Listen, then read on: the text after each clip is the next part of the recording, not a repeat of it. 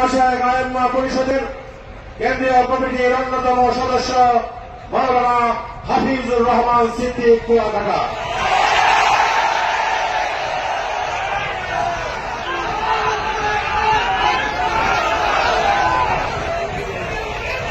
আসসালামু আলাইকুম ওয়া রাহমাতুল্লাহি ওয়া বারাকাতুহু।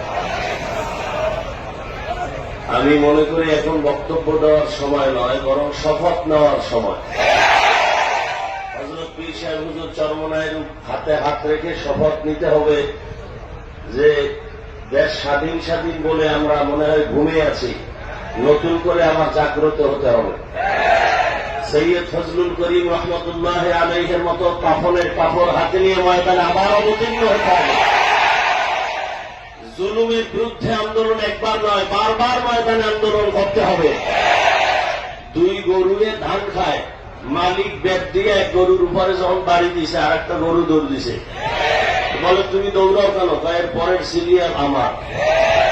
অতএব আওয়ামী লীগ গেছে বলে লাফানোর কিছু নাই, শিক্ষা নিতে হবে। জুলুমের পরিণাম ফল এমনই হয়। আল্লাহ এই জুলুম থেকে গোটা দেশ ও জাতিকে, ইসলামকে হেফাজত করেন। আসসালামু আলাইকুম।